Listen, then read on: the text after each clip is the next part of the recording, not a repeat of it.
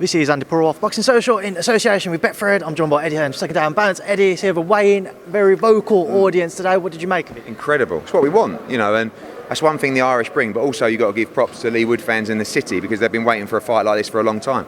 I just think it's a brilliant fight. Atmosphere is going to be off the chart, but this is going to be a brilliant fight, and like I said, going to be really lively in the arena tomorrow night. We saw a heated face-off between Sandy Ryan and Erica Farias as well. Yeah, Sandy's she's just like that, isn't she? Whether she's fighting a journeywoman or whether she's fighting a world champion, she brings that same kind of energy. I like it. It's not going to be everyone's cup of tea, but that's Sandy, and you should be yourself and you should be true to yourself, and she is. And she's a really good fighter, and this is a really tough fight. Like, Farias is non-stop action. Sandy will be the bigger girl in there tomorrow, but she's going to be up against someone with a great engine. And after 3 fights, it's a very dangerous fight for Sandy Ryan. It is, as we know, we're all on timer today, so I have to kind of whiz through a few other things since we last spoke yesterday. Any update on Alexander Usyk? No.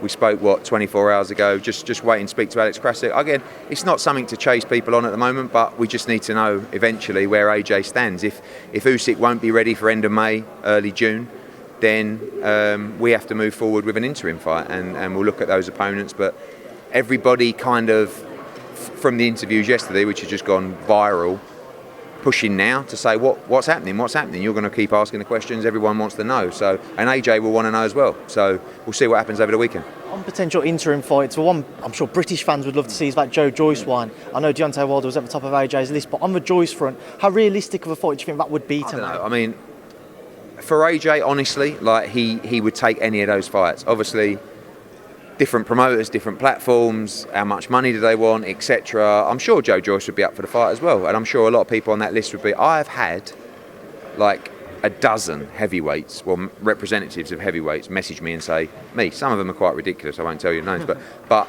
it's the golden goose, isn't it? It's the absolute Willy Wonka's golden ticket to fight Anthony Joshua. Biggest star in the sport with Canelo Alvarez. So everyone's queuing up, and we'll do the right deal, we'll get the right fight. I would like him to fight Southpaw because he's preparing for Alexander Usyk, and that's Luis Ortiz or Otto Wallin, but there's a lot of attractive fights out there.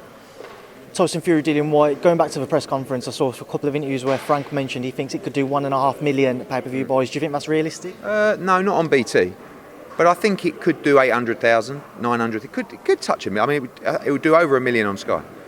It's a big fight, and I think I don't think everyone talks about him not turning up to the press conference. I mean, people sort of seem to forget Tyson Fury didn't turn up to the Vladimir Klitschko press conference as well. It didn't hurt the promotion, and it won't hurt the promotion for this fight. It's a big fight, and hopefully everything gets resolved and we see it. Just wanted to ask, AJ's been very vocal on social media recently, over Twitter the last couple of days. What have you made of his approach? I like it. I just think over time, you change a lot as an individual, and I think when he was younger and sort of he was maybe a little bit sort of commercially institutionalised to a point where, and then as you get older, you don't care what people think anymore. And I don't think he cares. He just wants to fight, and he wants to win, and he wants to compete. So he's ready. He's in a great frame of mind. His training's going fantastic, and we believe that he's going to come back and beat everybody. But the proof will be in the pudding, and we can't wait to see him back in the ring. So you have Canelo Bivol coming up. I'm sure you saw Vladimir Klitschko's comments that he doesn't believe Dimitri should face Canelo after being Russian. What are your thoughts on what Vladimir had to say? I can understand all points. I think with Dimitri, I think his mum's from Moldova, his dad's from Korea. He spent time in Russia. He lives in America. And it's difficult when you know an individual and you know what it means to them. And Dimitri's made his stance very clear in terms of his desire for peace. It's difficult, you can't really win either way. I understand everything. We'll follow the regulations from the governing bodies and the commissions, and then we'll go from there. Is there any risk that fight doesn't happen as we see the governing bodies kind of crack down? You just don't know what's going to happen today, tomorrow. Again, if the US government decides that all Russians have got to leave the country. I mean, you look at the NHL, Russians are playing every night. You look at UFC, they've got 2 Russians this weekend competing. I think one in the main event in Vegas. So we are taking a position in a lot of our business in terms of the business we do in Russia to stop that for now. But this is a little bit different when you talk about individuals, and we'll see how we progress. Eddie, the sporting world's obviously seeing the sanctions handed down to Roman Abramovich. Are there any concerns over potential sanctions for Len Blavatnik? I think the two very different in their positions, but I don't think I should comment on Len's business, but no, I don't think there's any concern on that. Just final one on Amir Khan. It seems that he's invoked that rematch clause. Has he done so because he believes he can beat Kelly in a rematch, or is it more so he's thinking about that step aside money because I've seen you say that a couple of offers? Amir's team told me they want to fight Kelly again. They think they can beat him. Or is it a strategic approach to nick a few quid on the side? Probably the latter. Time will tell. Eddie, would Conlan sell it?